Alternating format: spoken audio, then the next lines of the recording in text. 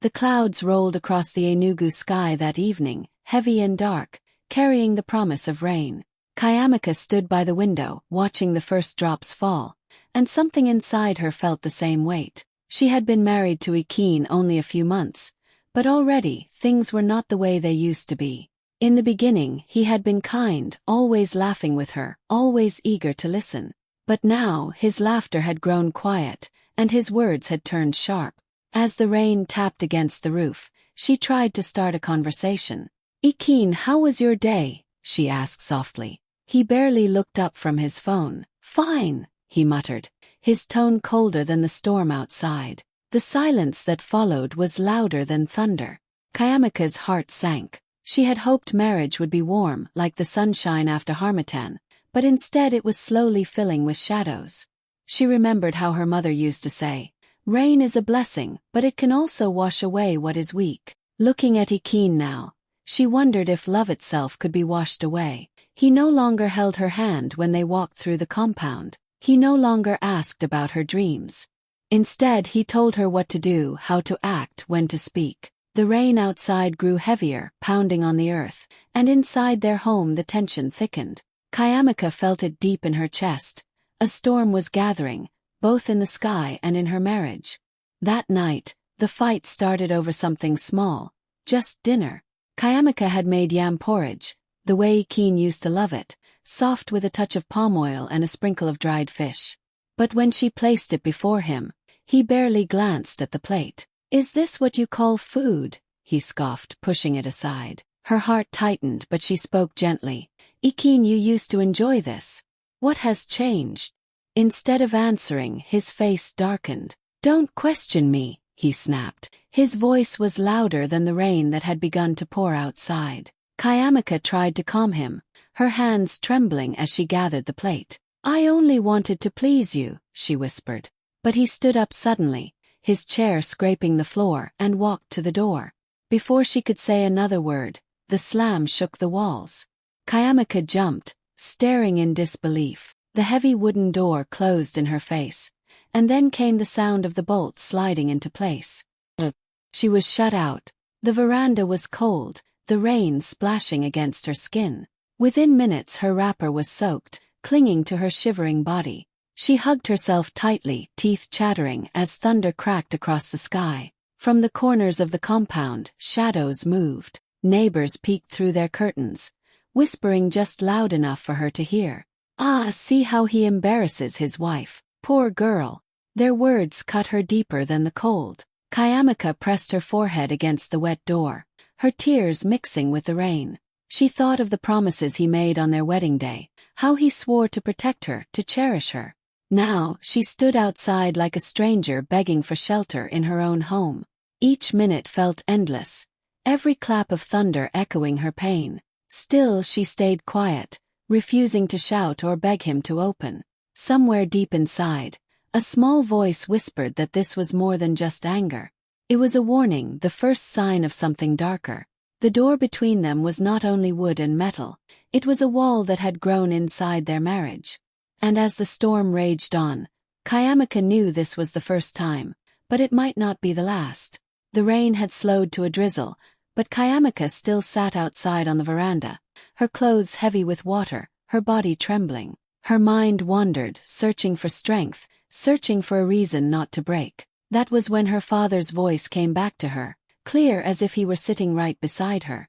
"My daughter," he used to say, "a woman must never be homeless under her own roof." She had been just a girl when he first told her that. He would sit on the wooden bench under the mango tree, his voice calm but firm. Her father was not a rich man, but he carried wisdom like treasure. "The world can take many things from you," he said, "but your home must never be one of them. Even if you build it with your last coin, let it be a place where your feet cannot be pushed out." At the time she only nodded, not fully understanding. Now, soaked in rain, locked out of the very house she had helped build, those words became fire in her chest. She remembered the early days when the house was still being built, back when she and Ikin would walk hand in hand around the foundation, dreaming of their future. Ikin often laughed and said, "This is my palace." Kayamika would smile, but deep down, she knew she was also pouring herself into those walls. She had sold her jewelry to buy cement. She had dipped into her savings to pay for the roofing when Ikeen's business was struggling. She had chosen the tiles, the paint, even the door that was now slammed against her. And she remembered one more thing, the day the keys were handed over. Ikeen had taken the master key with pride, swinging it around his finger like a trophy. But Kayamika, guided by her father's warning, had quietly made a copy. She didn't tell him.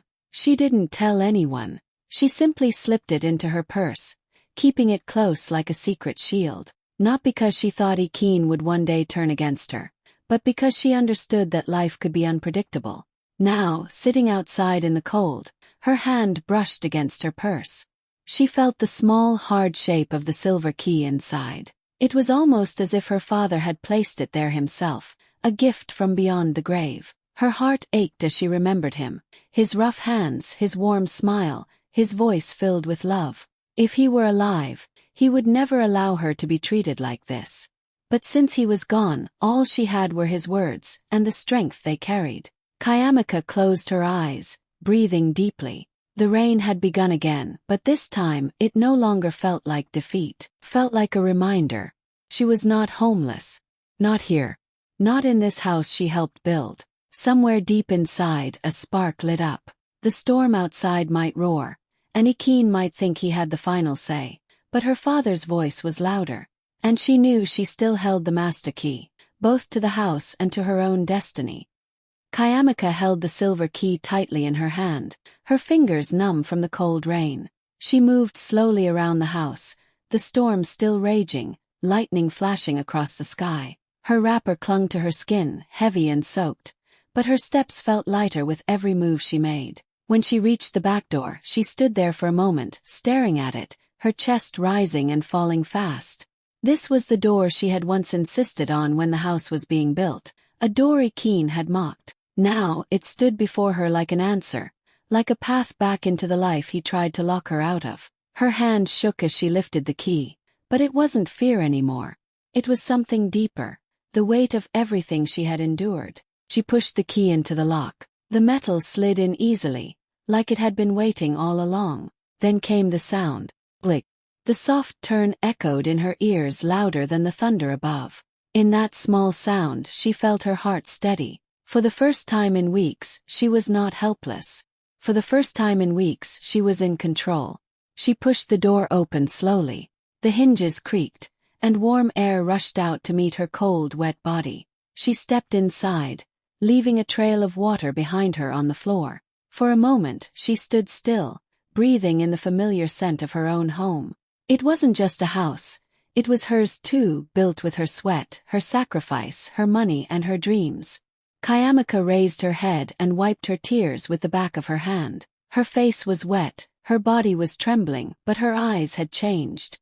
They were no longer soft with pleading. They were sharp, alive, filled with fire. She straightened her shoulders, lifted her chin, and walked further in, every step louder than the storm outside. The same woman who had been locked out in the rain was not the same woman walking back inside. Something had shifted. She had unlocked more than a door.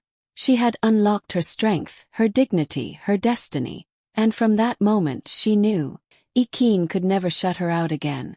Ikeen sat in the living room, his legs stretched out, his phone glowing in his hand, the sound of the TV filling the silence. He did not expect to see her again that night. He thought she would remain outside, weak and shivering until morning. But when the back door creaked open and footsteps echoed on the tiles, he looked up sharply. His eyes widened. There she was. Kayamika stood in the middle of the living room, her wrapper soaked, her hair dripping water onto the floor. Her skin glistened with rain, her cheeks still wet with tears. Yet there was something different about her, something in the way she carried herself. She looked fragile, but she did not look broken. She looked like a woman who had survived the storm and returned with fire in her eyes. Ikeen shot up from the chair, his face twisted in confusion. "How did you get in?" His voice was sharp, almost angry, but there was a flicker of fear behind it. Kayamika met his gaze steadily. Her voice was calm, steady, almost soft, but it carried weight that shook the air more than the thunder outside. "This house isn't yours alone," she said. She reached into her purse and held up the silver key, water glistening on its surface. "You forget, I hold the master key." The room fell silent. The TV hummed in the background, the storm outside roared, but in that moment, nothing was louder than her words. Ikeen stared at her, stunned, as though he was seeing her for the first time. The woman he thought he could shut out had just walked back in, not with pleading or fear, but with quiet power. Kayamika stood tall, her shoulders squared, her chin lifted. She was wet, cold and tired, but her presence filled the room stronger than any storm. And Ikeen realized, the door he had slammed to keep her out had only opened a new strength inside her that he could no longer control. Water still dripped from Kayamika's wrapper as she walked past Ikeen and moved to the center table. Her steps were steady, her eyes never leaving his. From her purse, she pulled out a small brown envelope, worn at the edges but carefully kept. She opened it slowly, her hands calm, and laid the papers flat on the table. The sound of the paper against the wood cut through the storm like a blade. Ikeen frowned, confused. "What is this?" he asked, his voice lower now, no longer as sharp as before. Kayamika looked at him, her voice quiet but firm. "This is the deed to this house. Look carefully, Ikeen. Read the names.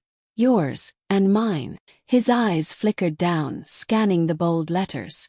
There it was, clear as day, Kayamika Obi. His chest tightened, but before he could speak, she continued. "When you had nothing, when your business was sinking, who stood by you?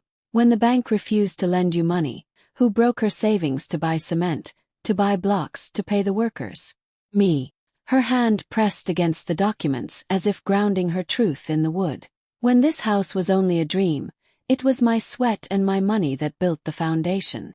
Ikeen swallowed hard, his lips parting, but no words came out. His phone slipped from his hand onto the chair, forgotten.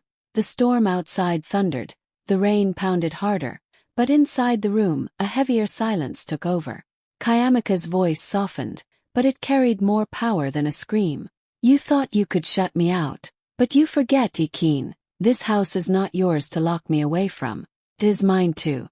Every wall, every tile, every door carries my name." Her eyes locked on his, unwavering. He looked away first, his shoulders sinking. The arrogance that usually sat on his face had melted. For the first time he looked small, not in size but in spirit. The storm outside had not ended, but in that living room the real storm had shifted. Kayamika stood steady, her documents spread before him like a mirror of his failure.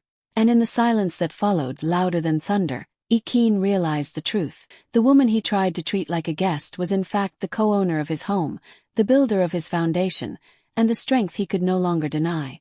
The storm had dragged many neighbors out of their sleep. At first, they thought it was only the thunder that shook the night, but soon whispers spread through the compound. "They are quarreling again," someone said. Curtains lifted, and faces pressed against glass, eyes peeking into Ikeen and Kayamika's living room through the half-open windows. What they saw made them pause. Kayamika, drenched but standing tall, her documents spread across the table. Ikeen, who once carried himself like a king, now sat slouched in his chair, silent, unable to lift his head. The same man who had mocked and embarrassed his wife now looked smaller than they had ever seen him. The neighbors leaned closer, straining to catch every word. They had watched this marriage from the start, the wedding, the laughter, the building of the house. Many of them had gossiped when Ikeen began treating her coldly, and some pitied her in silence when he locked her out. But now what they were hearing was different. It was truth cutting through the night like lightning.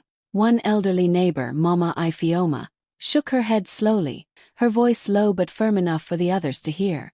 "A foolish man forgets the hand that fed him," she muttered. Her words carried weight, sinking into the hearts of those listening. Another neighbor whispered, "So it was her money that built the foundation. No wonder she speaks with such boldness." A younger woman pressed her palms together, whispering, "God give us her courage." The storm outside thundered, but inside that living room, the real storm was a wife's truth. Every neighbor watching felt it. They saw not just a quarrel between husband and wife, but a shift in power. Kayamika was no longer the woman sitting in the rain. shivering while her husband ignored her.